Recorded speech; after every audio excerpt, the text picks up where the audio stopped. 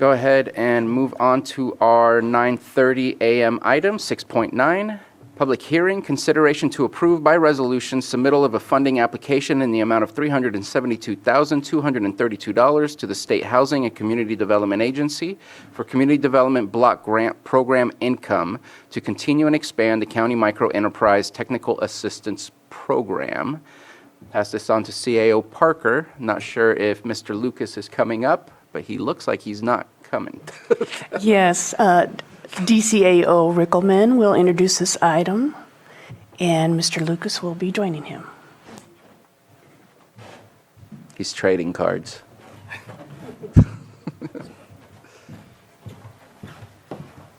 Welcome, Mr. Rickelman and Mr. Lucas.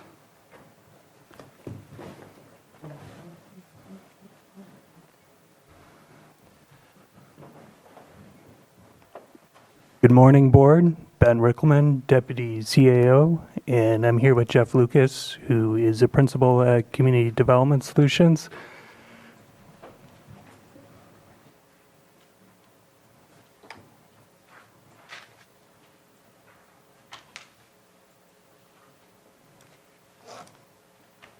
So CDBG, Community Development Block Grant Technical Assistance. Just for program background, the county entered into an agreement with the State Department of Housing and Community Development in 2021. The program became active in 2023. CDS manages the program. This is a picture of one of their classes.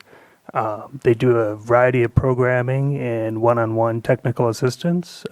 We think it's a great program to support the small business community here in Lake County. With the program, it was originally scheduled to sunset in May of this year, and what HCD originally communicated that there would be a new funding cycle that you could start to apply for at the beginning of 2024.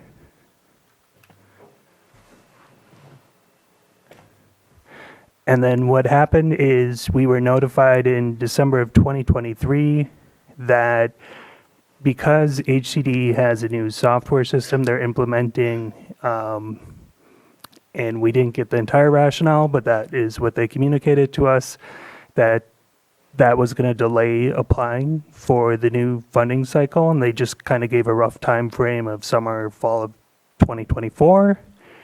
And so that would provide a funding gap in the program, because even though we still have some funds left, around 80,000, how the program language is structured, we couldn't use it.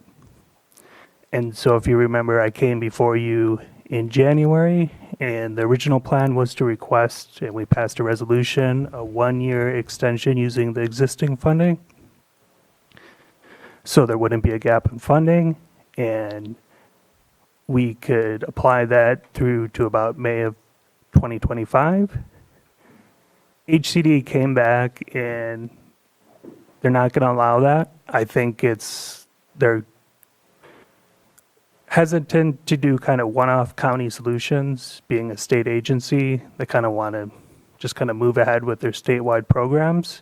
But we really want to keep this program alive, and especially the one-on-one technical assistance, I think, is crucial, and having kind of a one-year gap would really hurt some businesses. So Jeff has been in communication with HCD, and this is actually, I think, a much more expansive solution, but it's what HCD is willing to do. So CDS also manages a low-interest CDBG loan program for small businesses. And even with being low interest, it does generate some program income. So HCD has given permission with the board passing this resolution where we can move funds from the program income to support the technical assistance program. And then we're proposing with this resolution to HCD that the program would be extended from May of 2024 to May of 2027. I think that covers most of it, but do you want to just give kind of a small plug with the program itself? Thank you. So Actually, HCD, the state has encouraged us to utilize the program income funds that we've accumulated from past loans in this way. And then more recently, they've noticed us that the next round of application cycles that was postponed previously is now scheduled to open up in July. Hopefully, they'll stick to that schedule. And so then we could go forward with applying for funds for housing projects or additional business low-interest loan funds and those kinds of things. So this is a way for us to utilize the funds that we have on hand and expedite the approval, hopefully at the state level, so that we don't have a gap in services.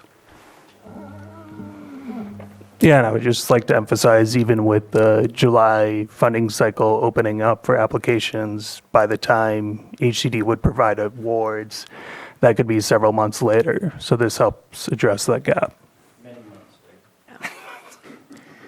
Supervisor Pyska. Well, that's what I was going to bring up. This is notoriously slow funding. So this gap funding is critical to support the small businesses during that time. Is it just for technical support? And then are there any loan funds still available? We have some of our business community in the room here today, so. Yes, we do. So, yes, there are still loan funds available through the CDBG CV program. There's funding still available through that program for lending. We found quite a demand for the technical assistance, and what we've been doing is combining that with the services provided through the Lake County Economic Development Corporation, and we have a great network with the banks and so on, and the Small Business Development Center, so that we can open up the services to a range of small and mid-sized businesses. It's working pretty good, so we want to keep it going. Great. Well, thank you for this creative solution. Any other comments or questions? And I apologize for not asking this question earlier, and I'm not expecting you to give me a response, but I'm hoping that you can provide us the data. This has been going on for a little while, the technical assistance. Just kind of curious what kind of data you have as far as how this has helped our businesses, that has it increased our tax revenues? Like, what is the return on the investment? It would be really nice to see. It sounds good, it feels good, but I need to know that it is good rather than just technical assistance was provided and it's just a flat line. I'd like to have that data in front of me rather than making assumptions and believing that this is doing what I think it is. Do you have any information, or can you provide that data at a later time via email, and just make sure that we better understand how this technical assistance has aided us? Because I know that, I'm not saying I'm going to say no today, but I know there's a multitude of things that we can use program income for, and I want to make sure that the return on investment is the appropriate use of that program income. Yeah. So every quarter, we provide through the county information on those who have been served and the level of service that they've received and the type of service. So what we can do is provide that directly to you, that information. We'd be happy to do this through the administrative office has that data. And if you want additional information, what I can do is go back and we'll prepare a little more information for you as well, and we'd be happy to provide it to you. So currently, for example, we have 42 folks that we're working with. I'll give you an example if that's okay. Please. Sure. So we have an individual who came in, wanted a loan. They have a business in your district. And I think I know who it is. yeah, so these folks are struggling financially. So we looked at the financing, and the loan was something that we are still considering, but they have a credit score that's really low because they've had issues and problems. During COVID, a lot of people, as you know, we all know. And so we have an individual on our team now who can help them with activities that'll actually improve their credit score over time. So by taking care of some of this other debt and other issues they've had in the past, then they're more palatable for a future loan. So that's an example of something that will stabilize that business. And then the loan funds would be used for improvements to their existing business, and that would help generate cash flow. So that's a real practical example of what we're doing. We're also working with several startup businesses in the marketing, use of social media, access to information that otherwise, I mean, they can't afford to have folks who are specialists in website design and so on.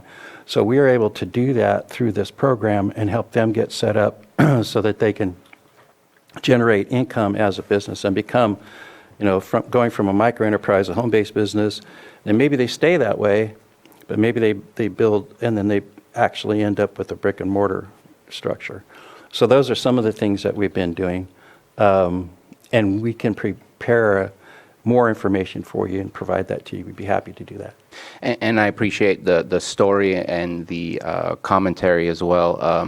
I feel, at least from my perspective, the deeper dive is what's the outcome? Again, are we putting in money? Because we could work hard for 50 hours, and if there's no change, we worked hard for 50 hours. I just want to make sure that we're seeing and we're actually generating that change, because that's not available to me. And that's just something that I would be curious for, to make sure that this is continued, this receives continued support with reasons to support it that are data-driven. Yes, Andy was very quick on that connection that we made for that, so really good. Thank you. Yeah. And just looking at the board, if there's a consensus for getting some of that return of investment data, rather than just me speaking on it. Getting it sent to the whole board? Yeah. Yeah, completely agree. You did say it was in the data that we just already, or you just have a list of? Yeah, what we can do to get into the more specifics, I think that you folks are looking for, is start with the quarterly data that we're already accumulating and providing for through the admin office and then to the state as part of that reporting responsibility. We can provide additional information that gets into the specific services provided. And then if you'd like, we could also have some of the folks that have received the services come and, present to you the impacts that it's had on their business, which in turn, and given them an opportunity to, kind of say thanks for the assistance that's been provided, because it's through the county that they receive those services. I mean, maybe that combination might be helpful. I think as long as it's a combination of data and anecdotal as well, that works for me. But I think data is going to be the most important part, in my opinion. And I'll just say regarding outcomes and what I've seen kind of with different small business programs is this is a generalization. Obviously, different firms can fall into both categories or one, but the access to capital, kind of the low interest loans, is more established businesses that are generating and growing jobs and tax revenue, and kind of the technical assistance is kind of the to get them to that point. So kind of the outcomes you're going to see more with technical assistance is just being successful managing a business, having positive cash flow, growing, and then hopefully they get to that next phase where they're creating jobs for the community. So we can kind of look at, with the lending portfolio, the number of jobs and kind of the business growth there. Thank you. That'd be great. The Lake County Economic Development Corporation also does some technical assistance. I just want to check in, and I know last I checked in with them, they're pretty busy with a lot of requests. This is complementary to their work, not supplanting some of the work that they're doing. I just needed to check in and ask that question. Yeah, our group, in addition to implementing this particular program, also works on behalf of the Economic Development Corporation with similar services, different funding source. So Andy especially is on a weekly basis, we're exchanging information and discussing client needs, thinking of them as customers. And so in some cases, the county's program, for example, will assist a person 100%. In some cases, we'll do 80% and they sort of graduate, so to speak, and then the EDC, through their funding sources, can assist. So we work very closely with them. It's a complementary arrangement. It's not supplanting or anything like that. What we're trying to do is utilize the resources that we have in the most efficient way possible, and that's from communication. So, yeah, we have a lot of mutual clients that we serve together. Okay. No, thank you very much for that response. Any further, Supervisor Green? Yeah, thank you. I would like data points or anecdotes. Give me some mix. But yeah, so I know what's on the agenda today is just getting this resolution approved, and I've been assured the dates are correct on it.